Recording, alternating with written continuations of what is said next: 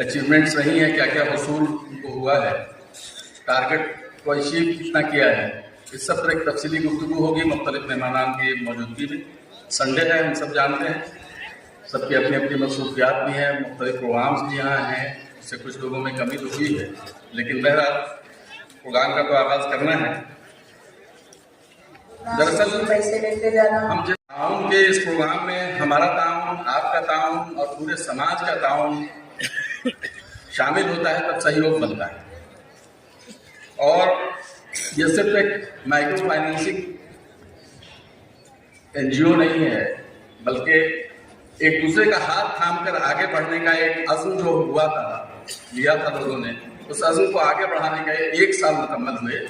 क्योंकि आज के इस दौर में जो सियासी हालात, सियासी मंजरनामे, समाजी मामला, इस्तेसाली निज़ाम के सिलसिले में हम लोग जकड़े हुए हैं, उस इस्तेसाली निज़ाम से निजात का ये एक वाहिद तरीका है कि हम माशी तौर पर खुद कफील हों और उन लोगों को भी खुद कफील बनाने की कोशिश करें जो हमारे माशरे में बहुत पीछे छूट गए हैं।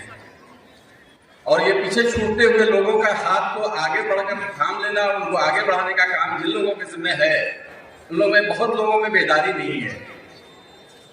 बहुत बहुत मुबारकबाद शम्सुज़्ज़ोहा साहब को और उनकी पूरी टीम को कि उन्होंने सहयोग के जरिए एक हाथ आगे बढ़ाया और 1 साल में जो हुसूल है उसकी पूरी चीज़ें आपके सामने अभी आएंगी।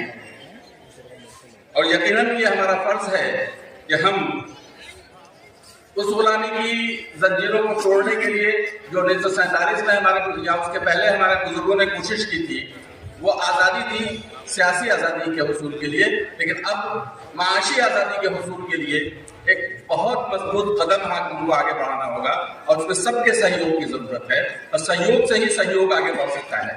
ये ताउन है, उसी ताउन के नाम से हम आगे बढ़ेंगे। आपको याद होगा आदम ताउन की तहरीक जब गांधी जी ने तब चलाई थी, तो आदम ताउन की वो तहरीक मकसद था हुकूमत जो अंग्रेजी हुकूमत थी उसके खिलाफ अपने ताउन करने का। लेकिन आज हमको अपने समाज में ताउन की जरूरत है, उस ताउन की जिससे माशी गुलामी से हम अपने आम लोगों को बाहर निकाल सकें, बाहर लाएं। इसमें न कोई मजहब है, न मिल्लत है, न समाज है, न मुआशरा है, बल्कि हर उस शख्स को जो हमसे पीछे छूट गया है उसको हमको आगे बढ़ाना है। और उसके लिए हम तमाम लोगों का फर्ज बनता है जो इस लायक हैं कि इसमें ताउन करें। मैं अपनी बात को आगे बढ़ाऊं उससे पहले मैं गुजारिश करूंगा कि सबसे पहले शम्सुज़्ज़ोहा साहब जो डायरेक्टर हैं और प्रेसिडेंट हैं सहयोग के, कि वो वेलकम एड्रेस अपना यहाँ पेश करें और उसके बाद हम लोग फिर इस बात को तफसील से बात करते रहेंगे मौका ब मौका। जनाब शम्सुज़्ज़ोहा साहब।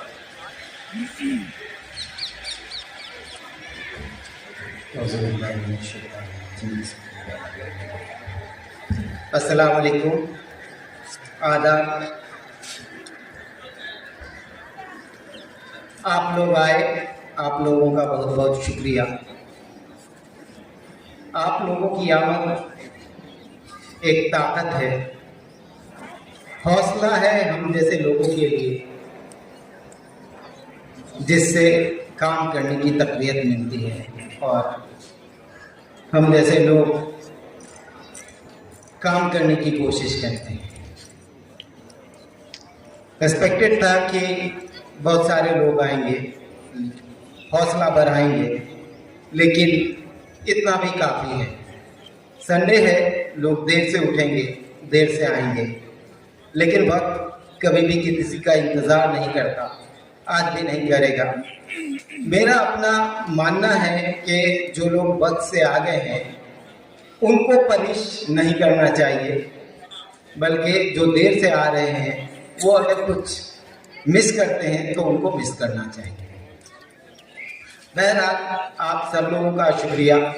हमारे बीच जामिया के professor, head of the department Devendra Bhusiya साहब मौजूद हैं और वो इस प्रोग्राम को, माइक्रो फाइनेंसिंग को, अपना एकेडमिक सपोर्ट, रिसर्च सपोर्ट, इस तरह के जो भी सपोर्ट्स हैं देने का वादा किया था और उस वादे के तहत कल उन्होंने अपने स्टूडेंट्स के साथ, अपने फैकल्टीज़ के साथ हमारी टीम का इंटरेक्शन कराया।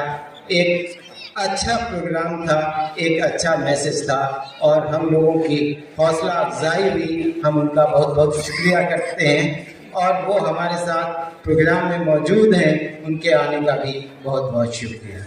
हमारे बीच मुस्लिम लीग के चेयरमैन जनाब सुलेमान साहब भी मौजूद, इंडियन नेशनल लीग के नेशनल प्रेसिडेंट जनाब सुलेमान साहब भी मौजूद हैं और वो महज कानपुर से हमारी हौसला अफजाई के लिए आए हैं। उनकी उम्र और उनकी हिम्मत को देखते हुए आप लोगों को एक बार तालियों से उनका इस्तकबाल करना चाहिए।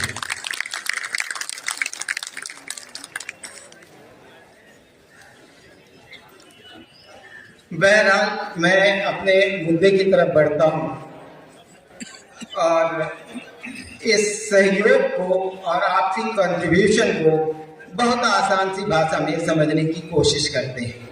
मैं जसोला में रहता हूँ और जनरली अगर समझें तो घर में खाने पीने के इंतज़ाम के तौर पे देखा जाता है कि हमारे बीच हमारे दोस्त और बड़े एंटरप्रेन्योर्स मिस्टर सौरभ शेखर जी आ चुके हैं और उनके आमद पे मैं चाहूँगा कि आप लोग तालियों से उनका इस्तकबाल करें। बहरहाल मैं कह रहा था कि खाने पीने के नज़्म में 7 दिन में लोगों के घर में 5 दिन नॉर्मल खाना बनता है और 2 दिन अच्छा खाना बनता है। मेरी किस्मत अच्छी है कि मेरे अच्छे पड़ोसी होने की वजह से ये अच्छा खाना मुझे 4 दिन मिलता है, क्योंकि 2 दिन अपने अच्छे खाने को हमारे पड़ोसी हमारे साथ शेयर करते हैं। यही है सहयोग कि हमको भी 4 दिन अच्छा खाने को मिलता है और हमारे पड़ोसी को भी 4 दिन अच्छा खाने को मिलता है। दूसरी एक छोटी सी बात बचपन से और मेरे गांव के समाज से, पहले के ज़माने में गांव में हर तरह की सहूलियात नहीं हुआ करती थी, लेकिन मेहमानों को हर वो चीज़ मुहैया हो जाया करती थी जो उनको ज़रूरत हुआ करती थी। उसकी वजह ये थी कि किसी के यहाँ से दूध आ जाता था, किसी के यहाँ से खीर आ जाता था, किसी के यहाँ से हलवा आ जाता था, किसी के यहाँ गोश्त आ जाता था और कुल मिलाकर बूढ़ी सास माँ का एक ही जिम्मेदारी हुआ करता था कि वो मोहब्बत से दस्तरखान बिछा देती थी। ठीक उसी तरह से हम सहयोग को कि करने वाले सब लोग करते हैं। हम मैनेजमेंट की जिम्मेदारी इतनी है कि आपके पैसे को हम इकट्ठा करके ज़रूरतमंदों को ठीक टाइम पे अवेलेबल करा देते हैं। हम ना आप पे एहसान करते हैं क्योंकि हम आपको अपना पैसा नहीं देते हैं, हम सिर्फ ये करते हैं कि आपके बीच से आपका पैसा इकट्ठा करते हैं और उसको ज़रूरतमंदों को वक्त पे दे पाते हैं। और इसी मैनेजमेंट को हम आज के वक्त में सहयोग कहते हैं और अपने आप को बड़ा मानते हैं कि साहब चलो इतना तो कर पाए हम कि लोगों से कंट्रीब्यूट करके उन्हीं लोगों की मदद कर पाए। बहुत छोटी सी बात यह है कि मैं इस प्रोग्राम में कैसे इन्वॉल्व हुआ। मेरे बीच मेरे बड़े भाई सैयद तहसीन अहमद साहब हैं, जिन्होंने मेरे जज्बे को महसूस किया और उन्होंने कहा कि आपकी ज़रूरत सहूलत को है, सहूलत चाहती है कि दिल्ली में एक कोऑपरेटिव सोसाइटी का क़याम किया जाए और उसके लिए मुझे लगता है कि आप कर पाएंगे। मैं उनके मशवरे से आगे आया और सहूलत के गाइडलाइंस पे चलकर अपने दोस्तों के बीच अपनी बात को रखकर 50 लोगों की कमेटी बनाकर हमने सहूलत को सरकार से रजिस्टर्ड करा लिया। तो ये रजिस्टर्ड ऑर्गेनाइजेशन है, ये सरकारी, एक तरह से सरकारी मान्यता प्राप्त इदारा है। तो इसमें किसी भी तरह का कोई शक व शुबा नहीं रहना चाहिए कि हम कुछ इलीगल कर रहे हैं। We are quite legal with the government and with the permission of government.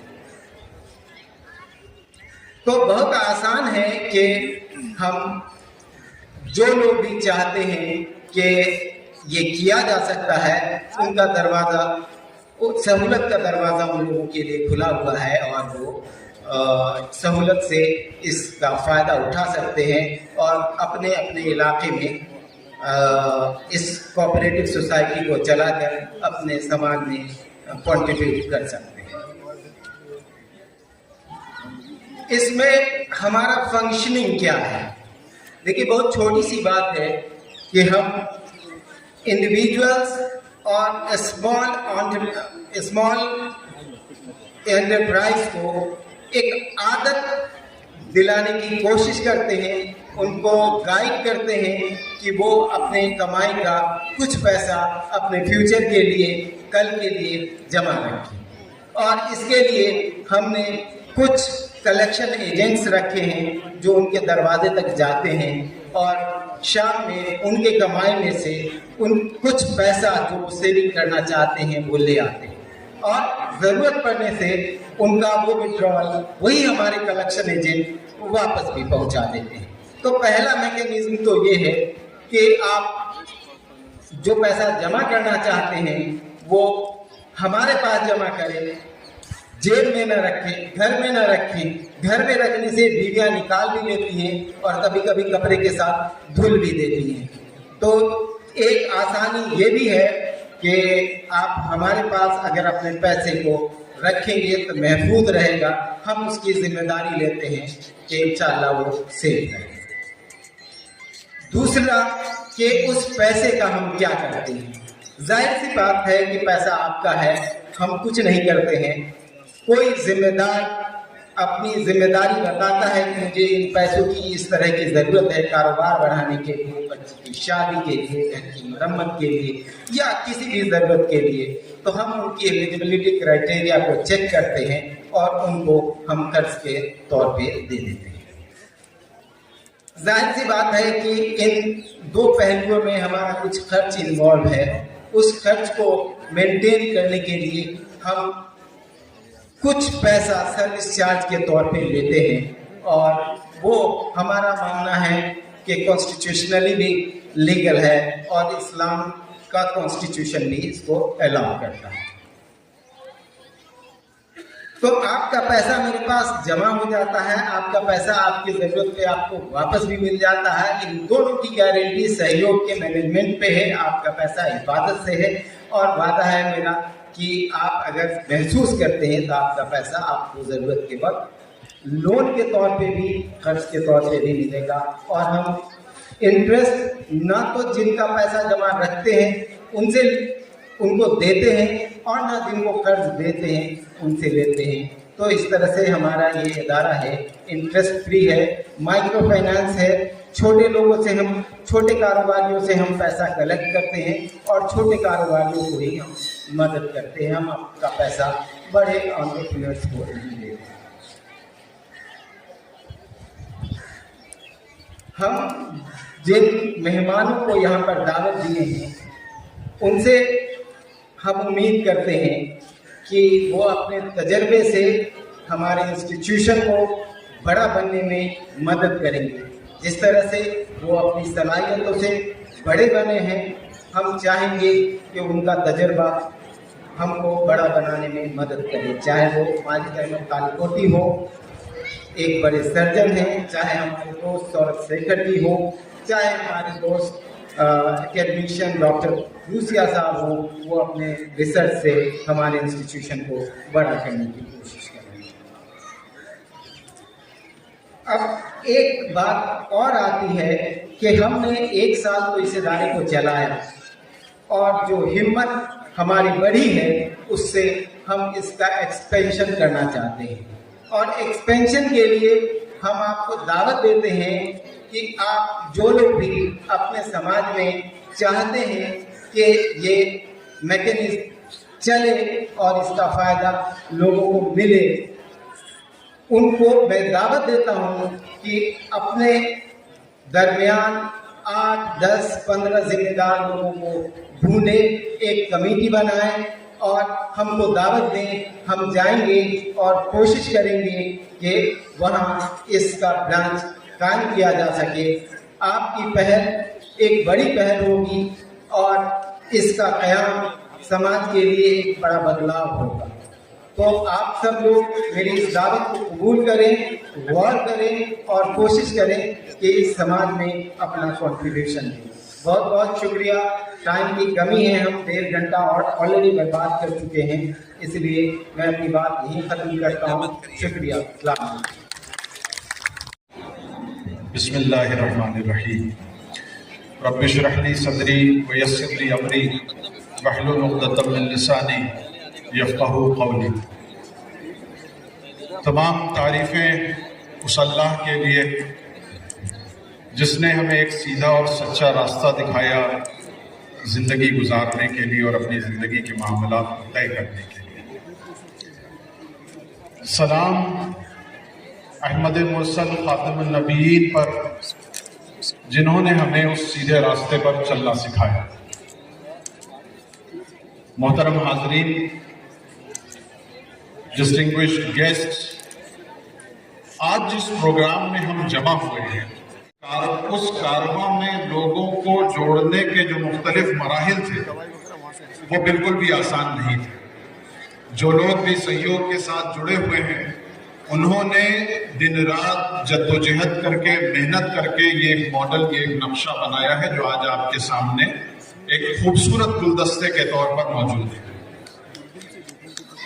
मैं सहयोग के इस अचीवमेंट के लिए और सहयोग का जो कामयाबी के साथ ये 1 साल का सफर मुकम्मल हुआ है, इस मौके पर सहयोग के तमाम मेंबरान, मर्द और ख़वातीन, सहयोग के तमाम डायरेक्टर्स, जिसमें औरतें भी शामिल हैं और मर्द भी शामिल हैं, वो तमाम वेल विशर्स जो मुख्तलिफ मज़ाहिब को मानने वाले हैं, समाज के मुख्तलिफ तबके के लोग हैं, मैं उन तमाम हजरात को और ख़वातीन को दिली मुबारकबाद पेश करता हूँ। मोहतरम हाज़रीन, सहयोग को बनाने का जो मकसद है, ये एक बहुत ही सेक्रेड ऑब्जेक्टिव के तहत सहयोग बनाई गई है। सहयोग को बनाने का मकसद ये था कि हम जिस समाज में रहते हैं, इस समाज में मुख्तलिफ इनकम ग्रुप के, मुख्तलिफ सोशियो इकोनॉमिक स्टेटस के लोग यहाँ पर एक्टिव हो रहते हैं, इंगेज रहते हैं। एक बड़ी तादाद हमारे माशरे में ऐसे लो इनकम ग्रुप और ऐसे अनबैंक्ड ग्रुप की होती है जिनको अपनी जाती ज़रूरतों को पूरा करने के लिए या कारोबारी ज़रूरतों को पूरा करने के लिए बहुत ही ऑर्गेनाइज्ड फिनेंशियल सिस्टम जो है वो मुहैया नहीं होता है, उनके पास मौजूद नहीं होता है। और उसके नतीजे में ये होता है कि उन लोगों का, और इसकी बहुत सारी मिसालें आपके माशरे में मौजूद हैं, आप मुख्तलिफ वक्तों में टीवी पर सुनते रहे हैं, आपने मुख्तलिफ वक्तों में अखबारों में पढ़ा होगा और मुख्तलिफ स्टोरीज में पढ़ा होगा कि जब ये जरूरतमंद लोग एक अनऑर्गेनाइज सेक्टर के पास, अनऑर्गेनाइज फाइनेंशियल सेक्टर के पास जाते हैं, तो उनका एक्सट्रीम एक्सप्लॉयटेशन होता है। यहीं पर बहुत सारी मिसालें हम जिस जगह पर रहते हैं, यहाँ पर भी बहुत सारी मिसालें मौजूद हैं। हमने दिल्ली में जब सहयोग को बनाने का सफर शुरू किया तो हमारे सामने ऐसी स्टोरीज भी निकल करके आई कि साहब, घर में कोई बहुत ही वक्ती जरूरत थी जिसके लिए 5 या 10 हज़ार रुपए दरकार थे, और वक्ती तौर पर ही उस आदमी ने अपनी बीवी के कान की बाली या अंगूठी को गिरवी रख करके वो 5,000 और 10,000 रुपए का कर्ज हासिल किया। लेकिन उस पर जो इंटरेस्ट का मैकेनिज्म है अनऑर्गेनाइज सेक्टर का, उसका जो एक्सप्लॉयटेशन है, उसके नतीजे में ये होता है, ये हुआ कि ना ही उस कर्ज की अदायगी मुकम्मल तौर पर हो सकी और ना ही कभी वो अंगूठी या बाली घर लौट करके आई। इस किस्म के माहौल में, इस किस्म के एक्सप्लॉयटेशन के दरमियान यहाँ से अबुल फजल के इतराफ से, जामिया नगर से कुछ जियाले उठे और उन्होंने इस मकसद को अपना मकसद बनाया कि हम एक ऐसा माशी निज़ाम माशरे को दें, अपने माशरे को दें, जिस माशरे में हम रहते हैं उस माशरे को दें कि बगैर इस्तेहसाल के, इंसाफ की बुनियाद पर, इक्विटी और जस्टिस की बुनियाद पर एक फिनेंशियल मैकेनिज्म जो है वो लोगों को मुहैया कराया जा सके। हाज़रीन, एक दूसरी बड़ी जरूरत है हमारे माशरे की, खासतौर से लो इनकम ग्रुप और अनबैंक्ड पॉपुलेशन की। और आमतौर से ये देखा जाता है कि जब हम फिनेंशियल जरूरतों पर तबसरा और तस्करा करते हैं और हम लोगों को माशी आसानी पहुंचाना चाहते हैं, तो जो सबसे पहला तस्वुर हमारे जहन में आता है वो कर्ज का आता है कि साहब फला पर्सन ए को जो है वो कर्ज की जरूरत है, तभी उसकी तरक्की हो सकती है। पर्सन बी को जो है वो 1 लाख रुपए की जरूरत है, तभी उसकी तरक्की हो सकती है। जबकि हमारे अपने तजर्बात से और दीगर जो बड़ी स्टडीज हुई हैं, जिसमें कल डॉक्टर डी के जोशिया साहब यहाँ मौजूद हैं, हमने जामिया में कल एक प्रोग्राम किया था और उस पर तज़किरा हुआ था कि वर्ल्ड बैंक ने the micro finance handbook volume 2 publish किया था और उसमें इस बात पर डिटेल में तबसरा किया था कि माइक्रो फाइनेंस के जितने भी मॉडल्स हैं, 1-2 को छोड़ दें तो ये सप्लाई साइड मॉडल है, यानी किसी आदमी के जेब में ज्यादा पैसा होता है, वो ऐसे लोगों को कर्ज देने जाता है जिनके पास पैसा नहीं है या कम पैसा है और इस पैसे के लेन देन में अपनी तिजारत करना चाहता है, अपने लिए मुनाफा कमाना चाहता है। हमने यानी सहूलत, आपके यहाँ सामने दो ऑर्गेनाइजेशंस का तज़किरा हुआ, सहयोग और सहूलत।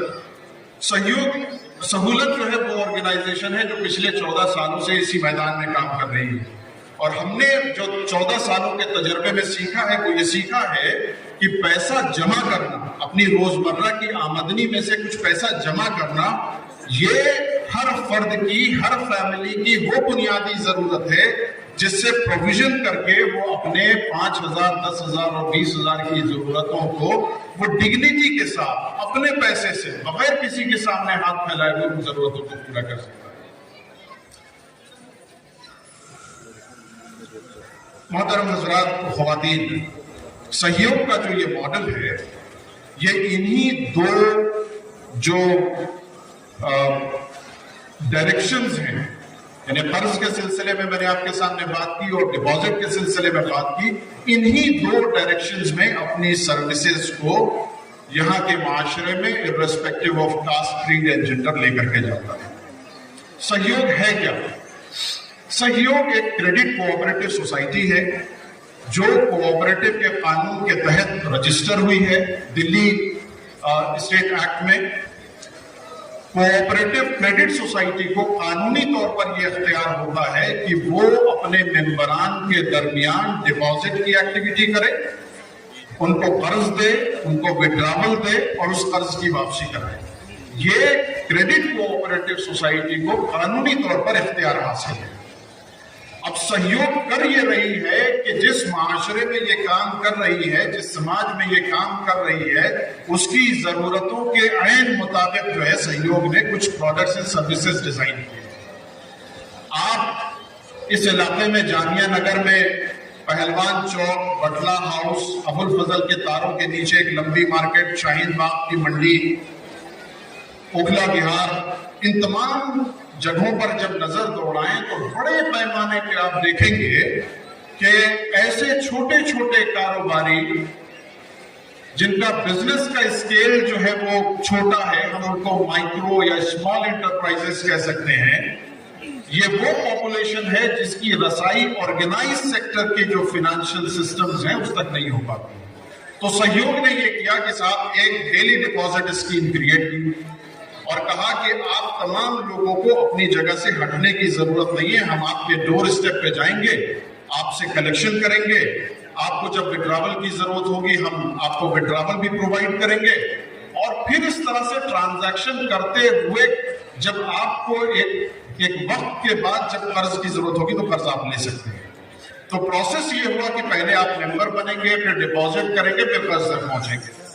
फिर ऐसे लोग जिनकी आमदनी रोजमर्रा की बुनियाद पे ना होकर के वीकली बुनियादों पर है या और किसी फ्रीक्वेंसी पर है, ऐसे लोगों के लिए उसने एक स्कीम बनाया और ये कहा कि आप अपनी फ्यूचर की जो जरूरतें हैं वो इस अकाउंट में जाकर के प्रोविजन करें।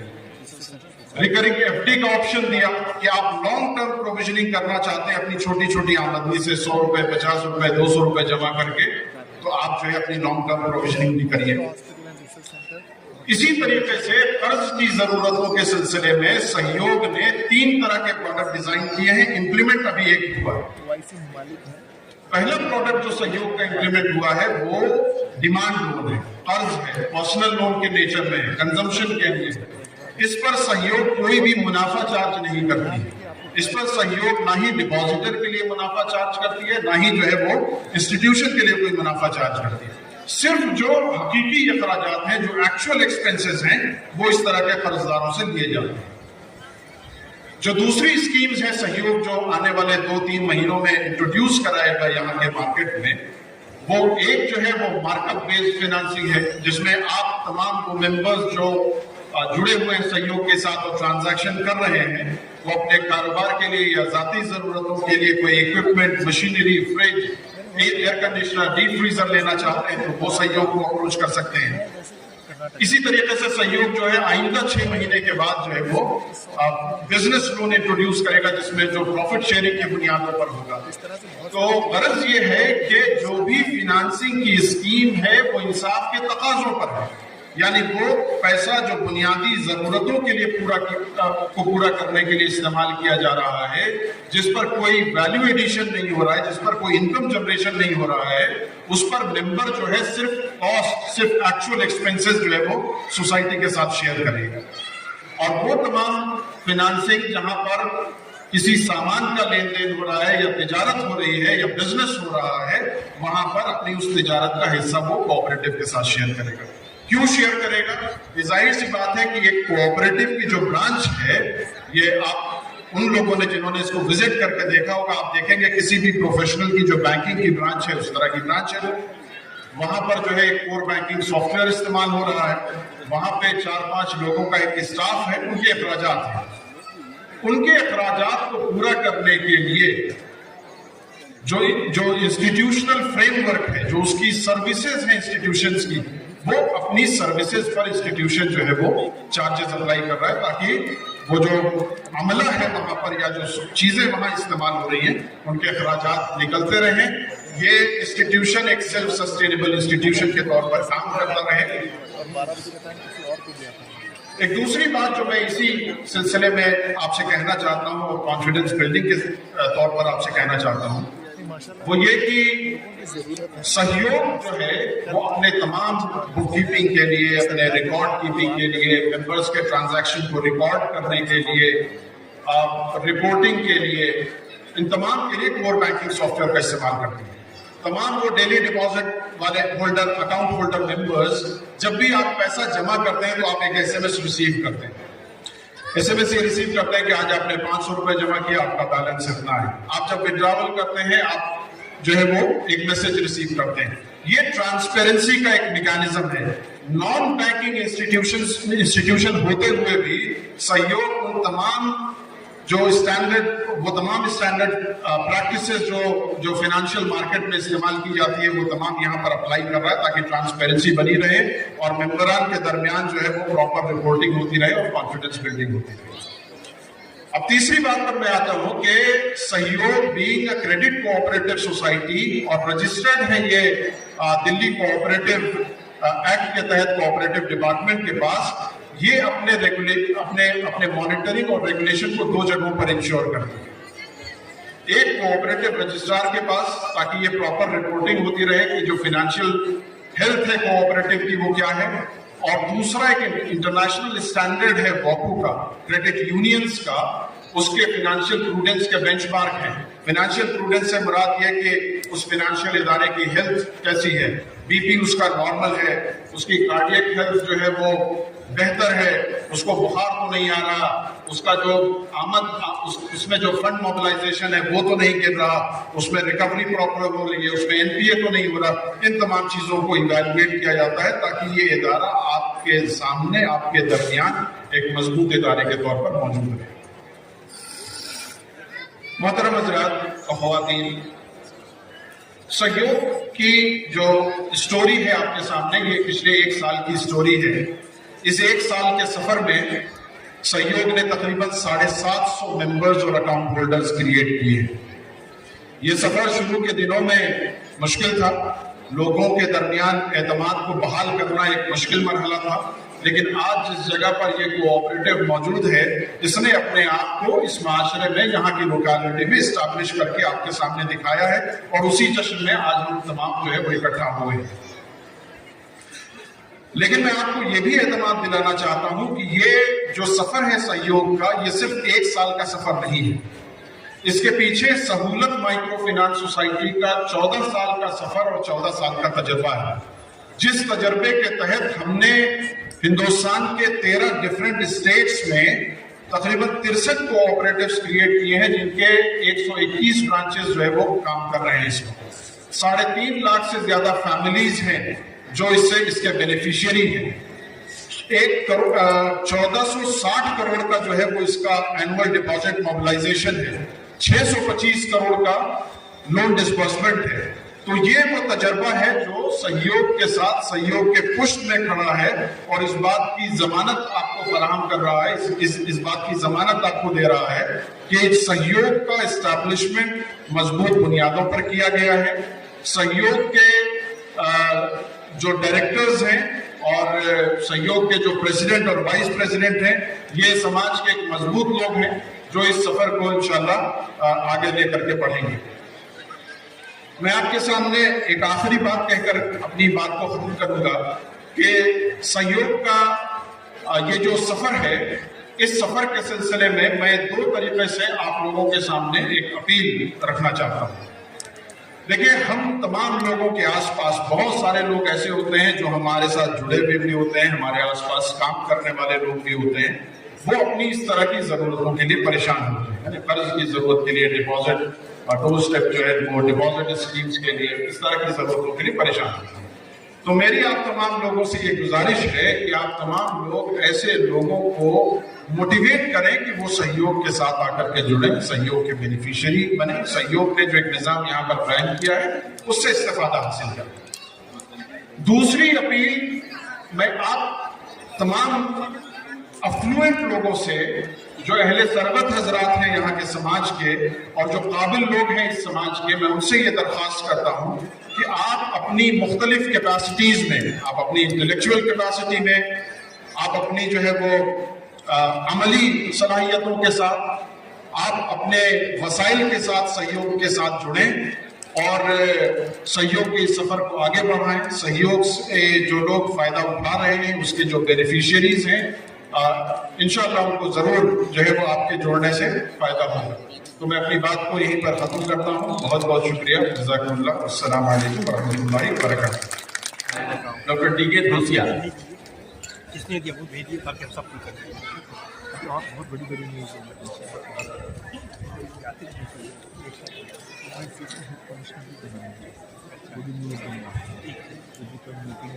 जी नमस्कार,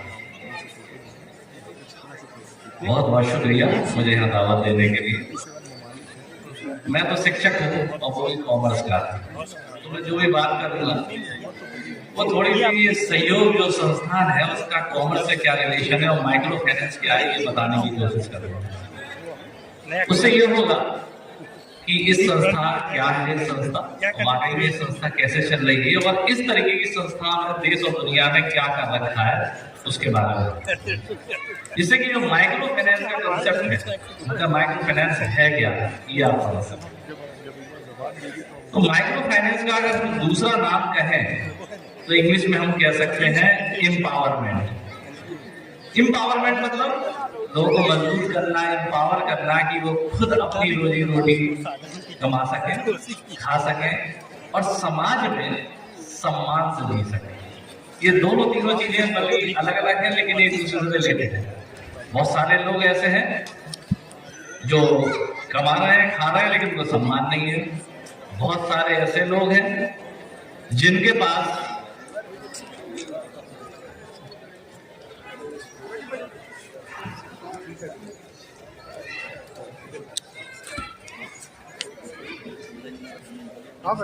इधर भी बैठ जाइए सर। आप ही कैसे तो मेरा है, तो आपके साथ हम क्या कर लें। बहुत सारे ऐसे लोग हैं जो कमाना, पैसा कर्ज लेके कमाना बहुत कठिन हो जाता है।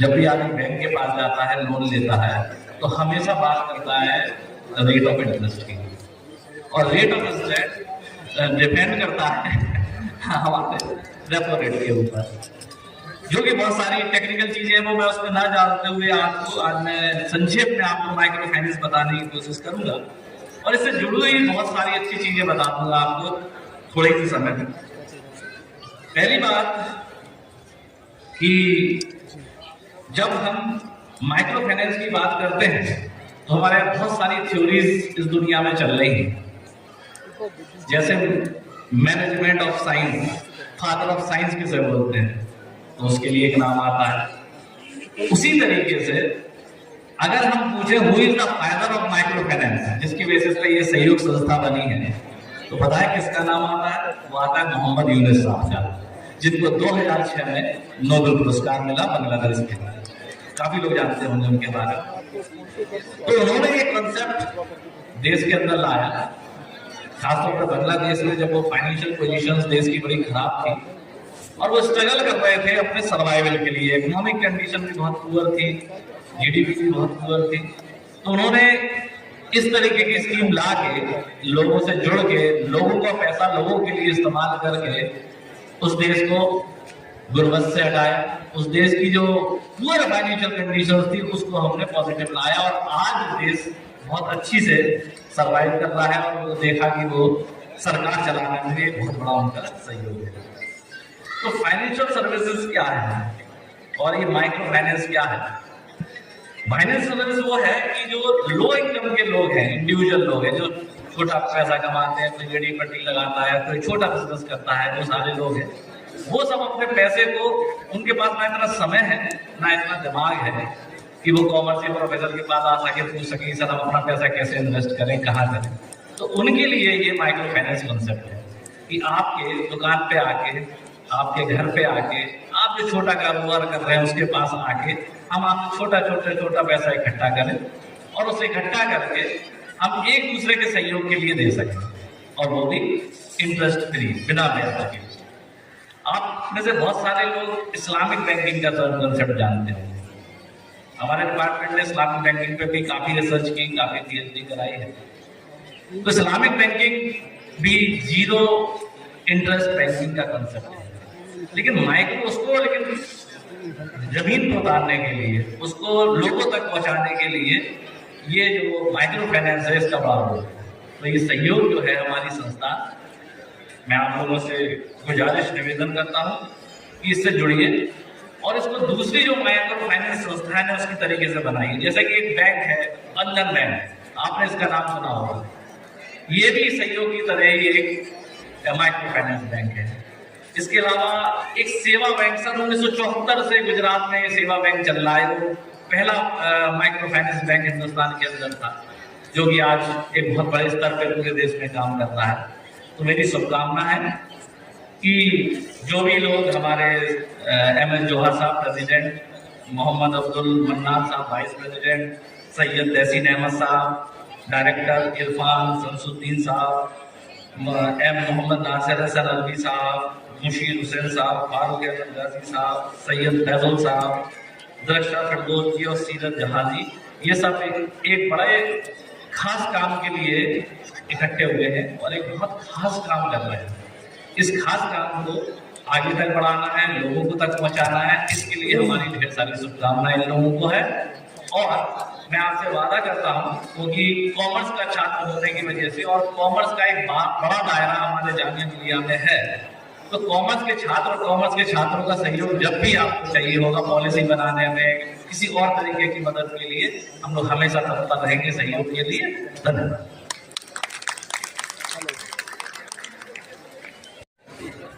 अस्सलाम वालेकुम, गुड आफ्टरनून, नमस्ते। सहयोग की जहाँ तक बात है, सहयोग के बारे में तो उसामा साहब ने बहुत तफसील से बताया। मैं सबसे पहले इस्तकबाल करता हूँ जनाब तारिक अनवर साहब, पार्लियामेंट, डॉक्टर माजिद अहमद तालिकोटी साहब, जो बहुत ही रिनाउंड डॉक्टर हैं। और सिर्फ डॉक्टर होना इम्पोर्टेंट नहीं है, मसला ये है कि आप यहाँ पे भी उनको कहेंगे कि मेरी कुछ मदद कर दीजिए, आप मुझे देख लीजिए, तो वो मना नहीं करेंगे। ये इम्पोर्टेंट बात है।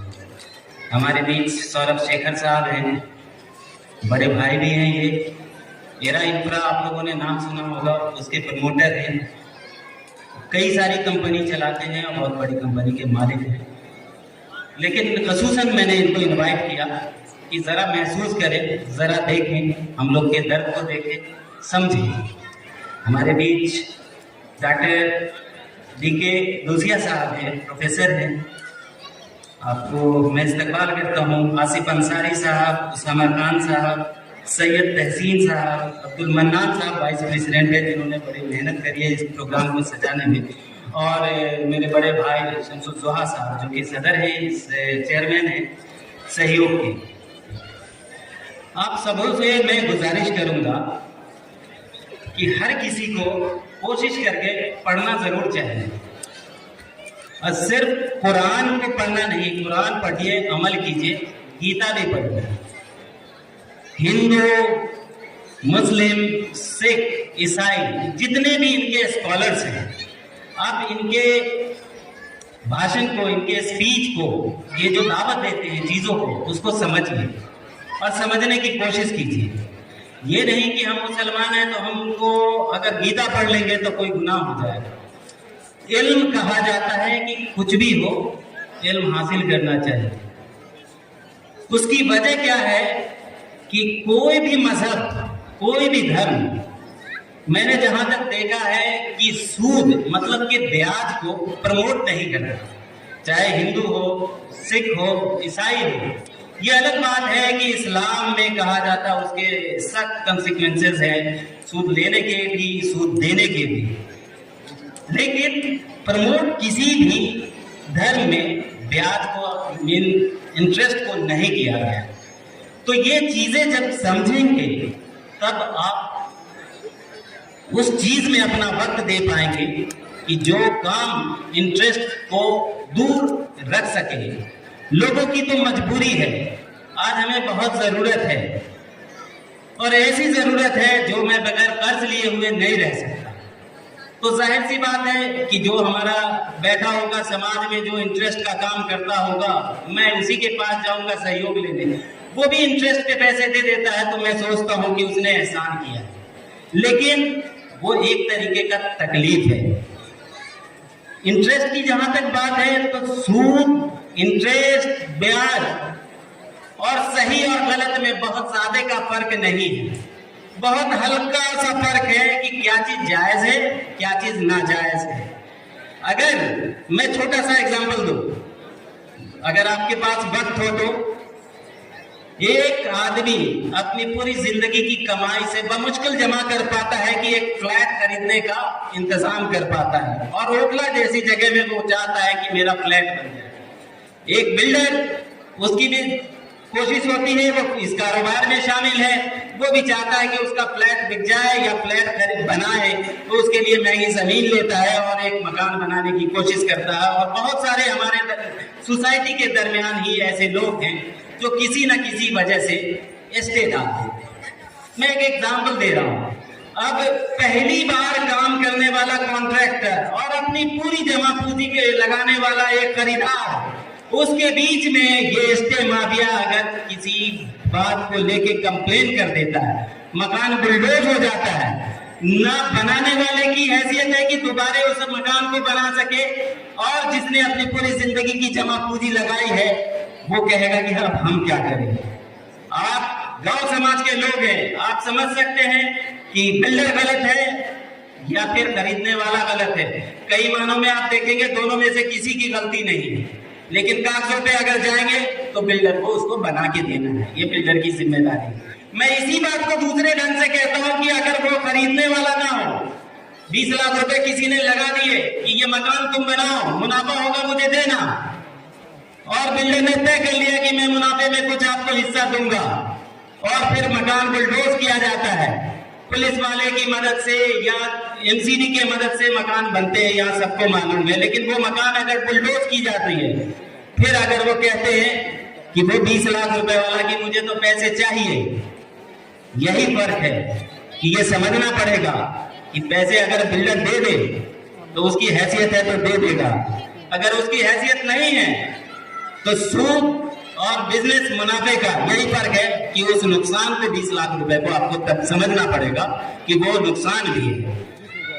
मैं पिछले जुमे में भी मौलाना साहब की तकरीर सुन रहा था, खुतबे से पहले बयान होता है, वो कहते हैं कि कमजोरों की मदद करो, मिस्कीनों की मदद करो, apart from religion, apart from cast, इसकी मदद करो, उसकी मदद करो, अगर नहीं मदद कर सकते तो उसका मजलूम है उसका हिस्सा दिलाओ, अगर हिस्सा नहीं दिला पाते हो तो उसकी किसी भी तरीके से मदद करो।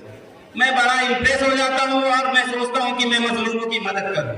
बहुत बार मैं कोशिश करता हूँ कि मैं समाज के आगे आऊं, समाज में पहली पंक्ति में खड़ा हो जाऊं और जो लोग कमजोर हैं, मिस्कीन हैं, जिनका दबे कुचले हैं, जिनका किसी ने कुछ मार रखा है, उसमें मैं मदद करूं। जाहिर सी बात है, सिर्फ अच्छा ही अच्छा नहीं होता, उस मदद करने में आपको कई बार आपके कैरेक्टर पे, आपके इमेज पे नुकसान भी पहुंचता है। लेकिन इसी समाज को मैं बचपन से देखता हुआ आया हूं, इसी समाज ने मुझे दिया है, मेरे परिवार को बनाया है, और जो काम इंटरेस्ट फ्री लोन का करा है शमसुद्दौहा साहब ने, वो आप लोगों की ही मेहनत, दुआओं और ख्वाहिशों से बना है। हमारा अपना कुछ नहीं, हमारे बारे में, हमारे परिवार के बारे में अच्छी बुरी हर एक चीज ओखला जानता है, और अपनी जात से ये कभी कोशिश नहीं करी है कि किसी का एक पैसे का नुकसान करे या किसी का हमारी वजह से नुकसान हो। तो ये जो इंटरेस्ट फ्री का है, एक उस्ताद की हमारे बात याद आती है ना, हमारे एक उस्ताद थे, 20 साल पुरानी बात बताता हूँ कि कितने ज़हीन थे हमारे पढ़ाने वाले, हमारे उस्ताद कितने इल्म रखते थे कि वो कहते थे कि हमारे पास कोई 5,000 रुपए, 1,000 रुपए कर्ज लेने के लिए आया, हमने उसको कर्ज देने के लिए मना कर दिया। हमने कहा ये पैसे लो, अंडे की दुकान खोलो, ये पैसे लो, चाय की दुकान खोलो, ये पैसे लो, कुछ कारोबार शुरू करो। तो ये इंटरेस्ट फ्री लोन का कंसेप्ट आज से नहीं है, बहुत पहले से है। ये अलग सी बात है कि कौन आदमी समाज का निकलता है और उस चीज पे अमल करता है, और समाज की भी एक जिम्मेदारी है कि जो, अगर आप ये कहना बहुत बेईमानी है कि हम बहुत अच्छे अच्छे काम करते हैं और आप तमाम लोग जो बैठे हुए हैं वो नहीं करते, ऐसा बिल्कुल नहीं है। समाज का हर शख्स, जो इंसान है, जो पैदा हुआ है, वो चाहता है कि मैं नेक काम करूं, समाज में उसका इज्जत से नाम लिया जाए, चाहे वो डॉक्टर हो, वो मदद करता है, फ्री में पेशेंट देखता है, कई सारे मौके पे जो है लोगों के पैसे नहीं लेता, लोगों के पैसों से मदद कर देता है, नेता है, उसको कई बार स्कूल में एडमिशन कराता, बहुत सारे काम करते हैं, डॉक्टर है, इंजीनियर है, प्रोफेसर है, हर तरीके से मदद करते हैं। तो यही कहने का मतलब है कि जो जिस फील्ड में, वो इस फील्ड में रह के समाज को कैसे आगे बढ़ेगा, ये इंटरेस्ट फ्री या माइक्रो फाइनेंसिंग का जो सिस्टम है बांग्लादेश का, एक मिनट जाता हूँ आसान की,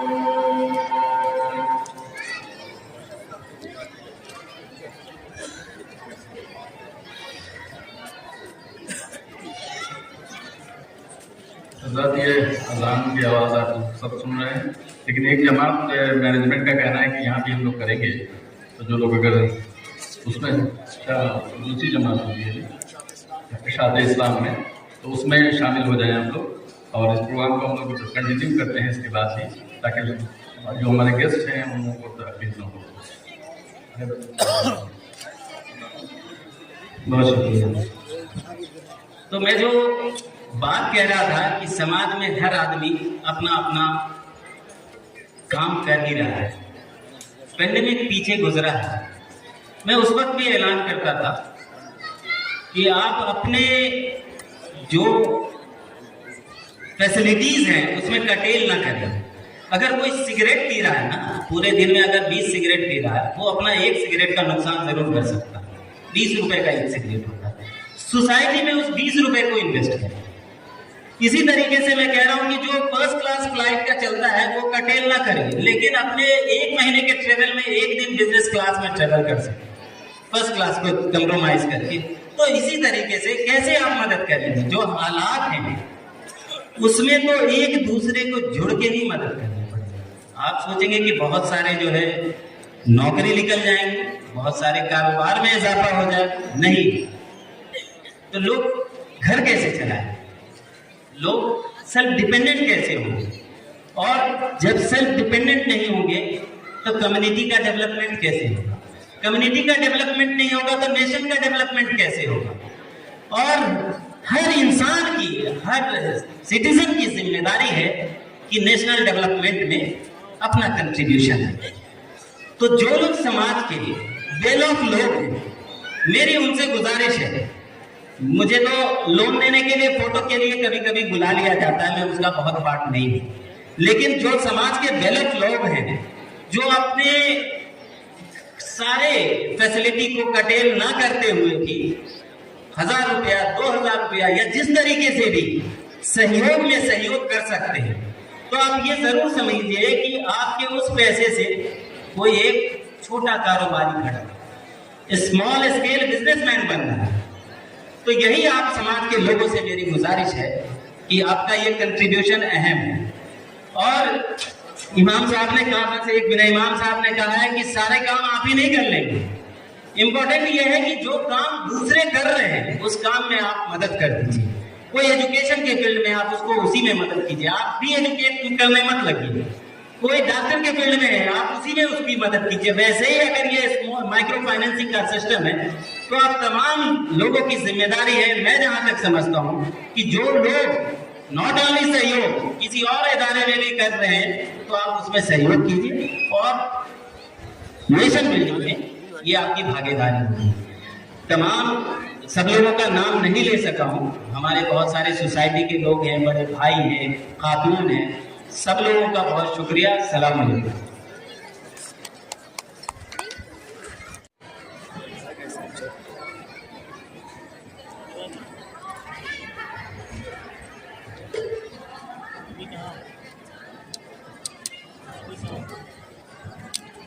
अस्सलाम वालेकुम व रहमतुल्लाहि व बरकातुहू। नमस्कार।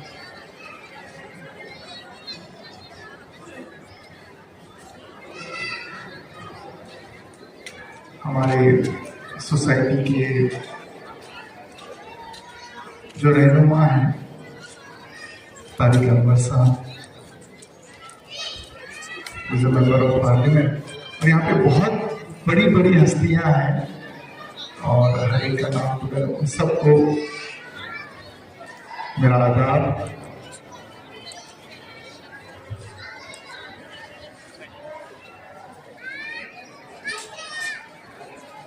इंसान, इंसानियत और हैवानियत, इनमें सिर्फ इतना है, इंसान और इंसानियत सिर्फ अपने लिए नहीं बल्कि कौम के लिए, कम्युनिटी के लिए,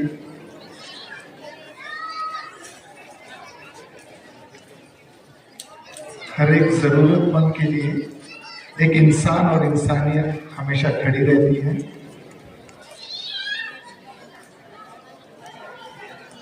जो यहाँ पे एक इंसानियत का एक कोशिश की जा रही है कि यहाँ पे हम देख रहे हैं किसी को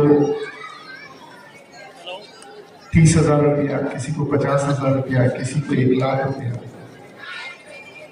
और यहाँ पे हम में से कई ऐसे लोग होंगे जिनके लिए 200 करोड़ रुपया भी कम नहीं होंगे।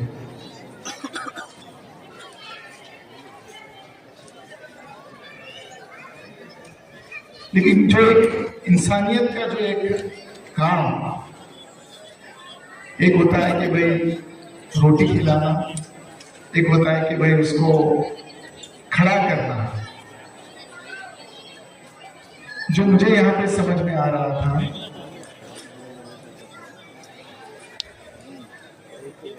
कि जो एक जरूरतमंद, ताकि वो एक अपने कदमों पे खड़े हो जाए और एक अपना एक छोटा बिजनेस करे। एक जो बात समझ में आ रही थी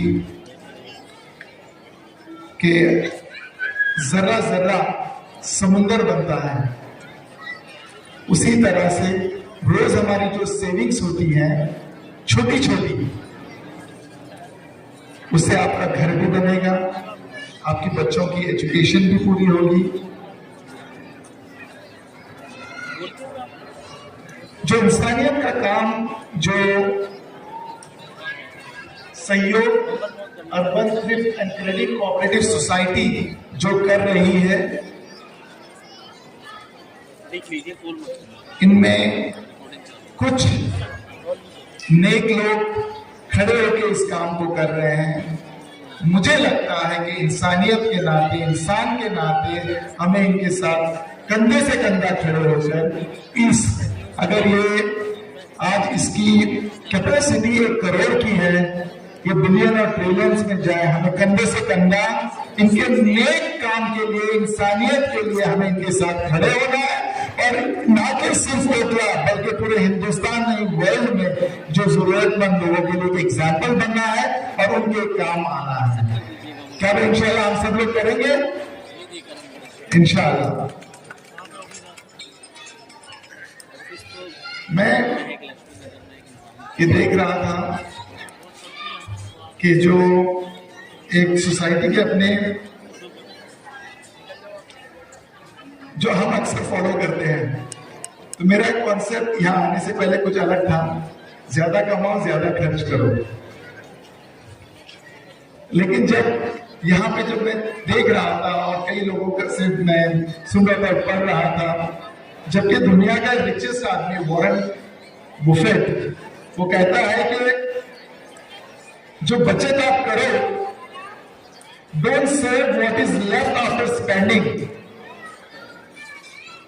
but spend what is left after saving.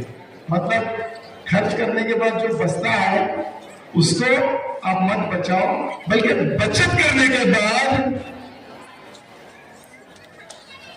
जो बचेगा बस उसी पे खर्च करो।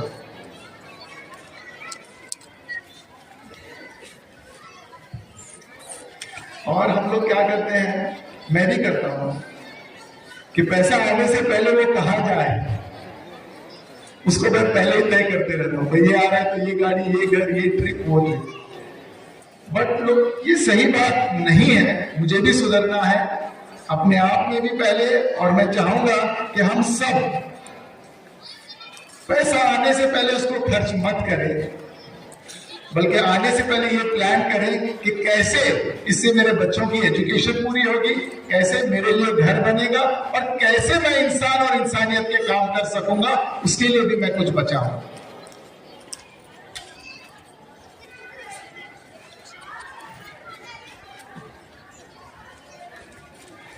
बड़ा इंसान होना, बहुत पैसे रखना और बहुत बड़ा नाम होना, ये तो हर कोई करता है।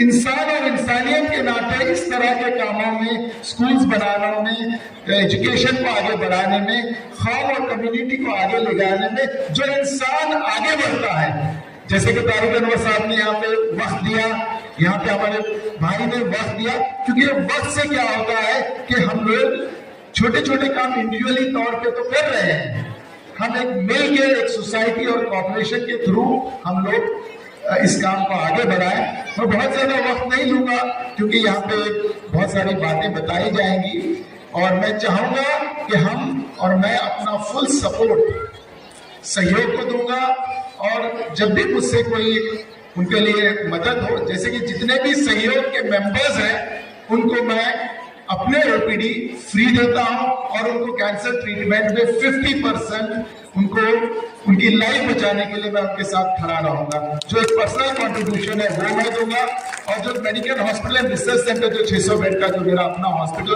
जो आप जैसे नेक लोगों ने उसको बनाया, वहां पे भी मैं इनके लिए जो कर सकता हूँ लाइफ सेविंग इलाज के लिए उनको मैं सपोर्ट करूंगा। ठीक है, थैंक यू वेरी मच।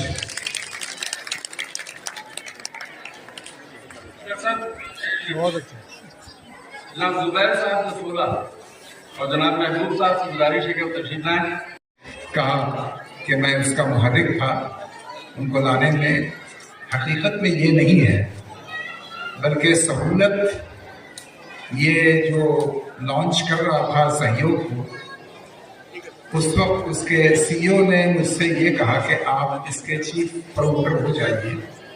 मैंने उनसे ये कहा कि हमसे ज़्यादा कॉम्पिटेंट और ज़्यादा बासलाहियत और ज़्यादा जज्बा रखने वाला एक शख्स है जिसका नाम शमशुर जुआ है, उसको आप इसको ये जिम्मेदारी दें। बस इसकी हकीकत यही है, ऐसा नहीं है कि मैं उनसे ज़्यादा काबिल और बासलाहियत हूँ। ये शमशुर जुआ साहब का बड़कपन है कि उन्होंने मुझे ये मेरी हौसला अफजाई के लिए ये बात कही। एक शेर है ना कि आपसे झुक के जो मिलता होगा यकीनन उसका कद आपसे ऊंचा होगा, तो उनका कद बहुत बुलंद है, जिसकी वजह से इन्होंने ये महफिल सजाई है। आइए इतने कम वक्त में इन्होंने एक बड़ा मूवमेंट, एक माशी तहरीक की शक्ल में खड़ा कर दिया है। वो काबिल तारीफ भी हैं, मुबारकबाद भी हैं, और उनके साथ जो उनकी टीम खड़ी हुई है उनका भी बहुत कंट्रीब्यूशन है इसमें।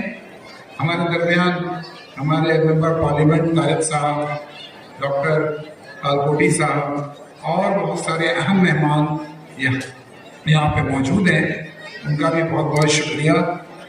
दरअसल इस वक्त 1-2 मिनट में मैं अपने समाज के नब्ज पे हाथ रखने की कोशिश करूंगा। देखिए, ये सहयोग जो बनाने की ज़रूरत बनी वो हमारा चूँकि माशरा बीमार है इसलिए ऐसी तहरीक की ज़रूरत पड़ी, वरना हकीकत है ये कि हमारे माशरे की, हमारे समाज की जिम्मेदारी है कि कमज़ोरों को खड़ा करें। ये हमारी सबसे अहम जिम्मेदारी है। एक हमारे दोस्त हैं, उन्होंने कहा कि मैं अपने बड़े भाई से मिले हुए मुझे 6 साल हो गए। मैंने पूछा क्यों? वजह बताई कि मैं इसलिए नहीं जाता हूँ कि वो बहुत बड़े आदमी हैं, बहुत पैसे वाले हैं, अगर मैं जाऊँगा तो मुझे ये समझा जाएगा कि कोई ज़रूरत के लिए आ गया मेरे पास और अपनी ज़ुबान खोलेगा, और इस डर से मैं नहीं जाता हूँ, अपने सगे भाई से नहीं। तो ये जो कैफियत है ये बहुत ही अलार्मिंग और बहुत ही तकलीफदेह है। अब ऐसे शख्स के पास हमारे पास 2-3 रास्ते बचते हैं। एक तो ये है कि वो बैंक की तरफ कोशिश करेगा, जो शेड्यूल्ड बैंक है वो उनको लोन देगा नहीं, इतनी फॉर्मेलिटीज करवाएगा कि उसके वो मुतहम्मिल हो नहीं सकेंगे। दूसरा तरीका उसके पास ये है कि जो ऑप्शन बचता है वो ये है कि किसी साहूकार के पास जाएंगे। साहूकार उनको अपनी अपॉर्चुनिटी के तौर पे देखता है कि ये गरीब हर जगह से मारा पिटा हुआ मेरे पास आएगा, अब वो 10% पर मंथ के हिसाब से उनसे इंटरेस्ट लेगा और उनको एक्सप्लॉइट करेगा, और वो मजबूर होगा एक्सप्लॉइट होने पे, वो सूद देने पे। चूंकि हमारा माशरा बीमार हो चुका है, उसकी जरूरत हमारा माशरे से हो नहीं रही है, तो मजबूरन वो 10% पे लोन लेकर के आएगा और जो कैपिटल है, जो प्रिंसिपल अमाउंट है, उसकी अदायगी में उसको साल लगेंगे, तब तक के वो सूदखोर उससे सूद खाता रहेगा। यहाँ पे जो सहयोग इसीलिए ये बना है कि किसी पे किसी का कोई एहसान नहीं हो। यहाँ जो दिया जा रहा है, जिनको 50,000 लाख रुपए लोन दिया जा रहा है, उन पे कोई एहसान नहीं किया जा रहा है, बल्कि उनका ये भी सहयोग है कि वो हमारे सोसाइटी से सहयोग से लोन ले करके इस सोसाइटी की मदद कर रहे हैं, और वो लोग भी मदद कर रहे हैं जो इसमें डिपॉजिट कर रहे हैं। तो कहने का मतलब ये है कि इस सोसाइटी को जो ये लोन दे रही है, लोगों की जो के लिए जो फंड फराहम कर रही है, ऐसा नहीं है कि किसी के साथ बहुत हम एक उस तरह से मदद कर रहे हैं। ये एक ज्वाइंट कॉपरेशन से सारा मामला चल रहा है कि लोन लेकर के भी वो सहयोग की मदद कर रहे हैं और उसको सही तरीके से पेमेंट करके, वक्त पे पेमेंट करके वो उसकी मदद कर रहे हैं। ये इदारा इंटरेस्ट फ्री जरूर है, लेकिन कॉस्ट फ्री नहीं है। इस इदारे को चलाने के लिए ऑफिसर्स की जरूरत है, स्टाफ की जरूरत है, उसके लिए थोड़ा सा कॉस्ट लेना पड़ता है, जिसकी वजह से लोग पहला सवाल कर बैठते हैं कि आप भी तो वही कर रहे हैं जो बैंक कर रहा है। हालांकि ये हमारे समाज पे तमाचा है कि मैं एक तो लोन दे रहा हूं, उससे कॉस्ट ले रहा हूं, तो कॉस्ट जो है वो उस वक्त रिड्यूस होगा, उसी वक्त रिड्यूस होगा जब ज्यादा से ज्यादा हम इसके शेयर होल्डर हो जाएंगे। अभी हम अगर जायजा लें, यहाँ पे तमाम लोग बैठे हुए हैं, तो बहुत कम लोग होंगे जो इस इदारे के शेयर होल्डर्स होंगे। तो मेरी उनसे दरख्वास्त है कि इस कंपनी के ज्यादा से ज्यादा शेयर होल्डर्स बने, ले शेयर्स लें, चाहे वो 1,000 रुपए का ले, 500 रुपए का ले, 10,000 का ले, जो भी ले। तो वो जो कैपिटल होता है, ज्यादा से ज्यादा अगर हम लोन देंगे, उसी तनासुब से वो सर्विस चार्ज घटता चला जाएगा और इंशाअल्लाह ताला एक ऐसा वक्त आएगा जिस वक्त वो 2 से 3% सर्विस चार्ज उनसे चार्ज किया जाएगा। तो ये दोनों बैंक में जो शेड्यूल बैंक है, ये सहयोग है, इसमें ये फर्क है कि और इसमें जो थोड़ी बहुत किसी वजह से ताख़ीर हो जाती है अदायगी में, तो उसमें भी ये सहयोग ऐसा नहीं है कि वो इंटरेस्ट को बढ़ा देता है या सर्विस चार्ज को बढ़ा देता है। वो सर्विस चार्ज वही रहता है उनसे, और उनसे थोड़ा थोड़ा कर करके वो वापसी की कोशिश करता है। तो ये इसका है। और देखिए, अमीर लोग तो अपनी दुनिया बनाने में लगे हुए हैं, उनके पास बेशुमार असाइनमेंट्स और ख्वाहिशें हैं, तमन्नाएं हैं, हजारों ख्वाहिशें ऐसी कि हर ख्वाहिश पे दम निकले, बहुत निकले, मेरे अल्लाह के फिर भी बहुत कम निकले। तो ये तस्वुर हमारे एलीट क्लास में, साहब सरवत में ये चीज़ सराहियत कर गई है। उनको इस बात की फिक्र है कि हम अपने बेटे और बेटियों की शादी करें तो उसे 5,000 लोगों को कैसे बुलाएं, डिशेस कितने सजाएं, ये सारी चीज़ें। लेकिन ये फिक्र नहीं है कि हमारे समाज में कमज़ोर लोग हैं, वो परेशान हैं, उनका कारोबार नहीं चल पा रहा है, थोड़ी सी मदद अगर हो जाएगी तो उनका कारोबार चल जाएगा। तो उनके खाने में ये चीज़ें नहीं है। अगर ये चीज़ होती तो आज सहयोग जैसे इदारे के पास करोड़ों रुपए शेयर होल्डर्स होते। हकीकत ये है कि इस वक्त उसके पास महज जो शेयर्स कैपिटल होगा वो 5 से 6 लाख रुपए होगा। डिपॉजिट पे किसी को शेयर देना जरा सा रिस्की होता है, वो आरबीआई के कानून के तहत ही देना पड़ता है। तो हम लोग ये कोशिश करें, ये कम से कम यहाँ से उठ के जाएं, तो हम खुद भी इसके शेयर होल्डर्स बने और साथ साथ अपने हल्का अहबाब में भी इसको प्रमोट करें।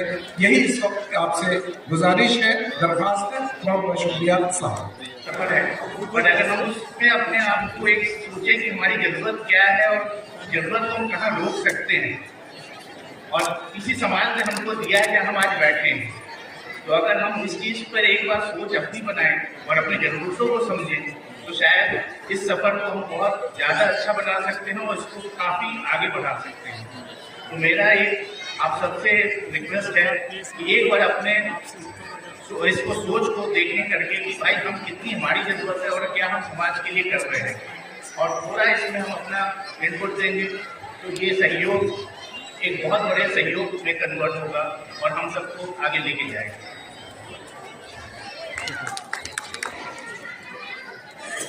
आज के सहयोग के इस तकरीब में, एनुअल फंक्शन में यहाँ पर मौजूद डॉक्टर माजिद कालीकोटी जी, चंद्रशेखर जी, डॉक्टर DK हुशिया जी, हिदायतुल्लाह साहब, आसिफ अफजाई साहब, उस्मान खान साहब, सैयद तहसीन साहब, अब्दुल मन्नान साहब और सहयोग के प्रेसिडेंट जोहर साहब और सभी मौजूद हाज़रीन, बुजुर्गों, दोस्तों और भाइयों, मुझे बेहद खुशी है कि आज सहयोग के इस एनुअल फंक्शन में मुझे आने का मौका मिला। मैं इसके लिए हिदायतुल्लाह साहब का शुक्रिया अदा करता हूँ और जोहर साहब का भी, जिनकी मार्फत ये दावत मुझे मिली। मुझे यहाँ आकर सहयोग के बारे में जो मैंने थोड़ी देर में अंदाज़ा लगाया, ये बहुत ही कंस्ट्रक्टिव काम जिसको हम कह सकते हैं सहयोग के जरिए किया जा रहा है, जिसकी बेहद ज़रूरत है। इंटरेस्ट फ्री लोन कहा जाए उसको, मदद कही जाए, जो भी नाम दिया जाए, लेकिन एक है बड़ा काम है और मैं समझता हूँ कि जो लोग, जिन लोगों ने भी इसकी ज़रूरत महसूस की और इसकी शुरुआत की, यकीनन वो तमाम लोग उसके लिए उनकी उनका शुक्रिया है या उनका तहसीन किया जाए। देखिए, हमारी सोसाइटी में बहुत सारी ज़रूरत है। आप देखें तो पूरा हिंदुस्तान, मुल्क, भारत जिसको हम कहते हैं, एक अभी भी हम पूरी तरह से तरक्की याफ्ता नहीं है। हम अभी इसके लिए स्ट्रगल कर रहे हैं, कोशिश कर रहे हैं। एक ऐसा मुल्क आज़ादी के बाद जो अंग्रेज़ों ने छोड़कर वो गए, वो एक गरीब मुल्क था, बहुत सारे मसाइल थे, उनको हम आहिस्ता आहिस्ता उसका हल ढूंढते हुए, निकालते हुए यहाँ तक पहुँचे हैं। एक सफ़र हमने तय किया है, लेकिन अभी भी हमारी मंजिल कोसों दूर है और उसके लिए, जैसा और लोगों ने भी कहा, कि हम सब सिर्फ हुकूमत पर मुनसर नहीं कर सकते। हमको खुद भी अपने अंदर झांकना होगा और कोशिश करनी होगी कि हम समाज के लिए, सोसाइटी के लिए क्या कर सकते हैं। और मुझे खुशी है कि ये बात सहयोग के ज़रिए एक शुरुआत है, आगे ये और तेज़ी से आगे बढ़े। पहला साल है, 1 साल का सफ़र सहयोग ने तय किया है, लेकिन अगर नीयत अच्छी हो, नीति अच्छी हो, तो हम ऐसा मानते हैं कि आगे यकीनन वो अपने मकसद में कामयाब होंगे। मकसद बहुत साफ है कि लोगों को अपने पैरों पर खड़ा करना, खासकर जो ज़रूरतमंद हैं, अगर उनकी थोड़ी मदद करके उनको उनके पैरों पर खड़ा कर दिया जाए, उनके माली हालत सुधर जाए, उनके बच्चों की सही ढंग से परवरिश हो जाए, उनको तालीम मिल जाए, तो इससे ज़्यादा अब क्या हो सकता है। जिस मुल्क में हमने जैसा कहा कि 90% लोग या तो वो गरीब हैं या गरीबी रेखा से नीचे है। आप सब जानते हैं कि अभी हमारे मुल्क में 80 करोड़ से ज़्यादा लोगों को सरकारी अनाज पर मुनहसर होना पड़ता है। अगर उनको वो अनाज न मुहैया कराया जाए तो उनके घर में चूल्हा जलेगा या नहीं जलेगा ये कहना मुश्किल है। तो जहाँ 80 करोड़ लोग एक मोहताजी की ज़िंदगी गुजार रहे हो, उस मुल्क के अंदर इक़्तिसादी तौर पर अगर हम उसको मजबूत करने की कोशिश करते हैं तो वो तभी मुमकिन है जब हम एक दूसरे का हाथ बढ़ाएं, एक दूसरे को सहयोग करें, एक दूसरे की मदद करें। और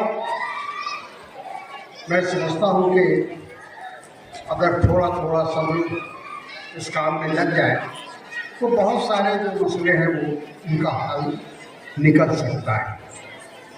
कोऑपरेटिव मूवमेंट जो हमारे देश में है, हमारे मुल्क में रहा है, आप सभी जानते हैं। आज़ादी के पहले से इसकी शुरुआत हुई, आज़ादी के बाद इसको एक शक्ल दी गई, उसमें गति दी गई और कोऑपरेटिव आज हमारे मुल्क की एक बहुत बड़ा सेक्टर है जिसके ज़रिए चाहे वो एग्रीकल्चर हो, चाहे वो दूसरा सेक्टर हो, हर सेक्टर में आप डेयरी में ले लीजिए और जो जानवर पालन होता है वो ले लीजिए या किसी चीज़ में भी आज कोऑपरेटिव का बहुत बड़ा सहयोग है। और कोऑपरेटिव मूवमेंट हमारे मुल्क के अंदर उसने काफ़ी हद तक लोगों की मदद की है। लोगों को तो कोऑपरेटिव का मतलब ही है कि एक दूसरे को सहयोग करें और उसमें ये कोशिश रहती है, ये प्रयास रहता है कि जो लोग छोटे व्यापारी हैं, जो बहुत कम पूंजी से अपना काम शुरू करते हैं, उनको अगर हम थोड़ी मदद कर दें, थोड़ा सहयोग कर दें और उनकी माली हालत सुधर जाए तो इससे अच्छी बात आप कुछ नहीं हो सकती। तो मुझे बेहद खुशी है इस बात की कि सहयोग इस काम को अंजाम दे रहा है और लगातार ये कोशिश है कि हम छोटे ही दायरे में, हम नहीं कहते कि बहुत बड़ा दायरा है, लेकिन छोटे ही दायरे में अगर हम कुछ जिसको कहते हैं कि कंस्ट्रक्टिव काम अगर हम कर रहे हैं तो बहुत बड़ी बात है। इसमें आप में ये बड़ी सोच है, तो मुझे उम्मीद है कि सहयोग के जरिए ख़ास तौर पर इस इलाके में जहाँ बहुत ज़्यादा ज़रूरत है ऐसे कामों की, ऐसे सहयोग की, उस काम को पूरा करने में ये सोसाइटी हो या ऑर्गेनाइजेशन हो, अगर ये कुछ करता है तो मैं समझता हूँ कि अपने आप में बहुत बड़ा काम, बहुत बड़ी जिम्मेदारी अंजाम देता है। मैं ज़्यादा वक्त नहीं लूँगा, मुझे भी अभी अपनी कॉन्फ्रेंस जाना है, पहले से प्रोग्राम मेरा मुरतब है। तो मैं आप सब हजरात का, बहनों का, भाइयों का, सबका शुक्रिया अदा करता हूँ और उम्मीद करता हूँ कि जिस मकसद के लिए सहयोग की तश्कील की गई है, उसकी बुनियाद रखी गई है, यकीनन आने वाले वक्त में वो एक मसला बनकर उभरेगी और लोगों को उसका फ़ायदा पहुँचेगा। बहुत बहुत शुक्रिया। अस्सलाम वालेकुम।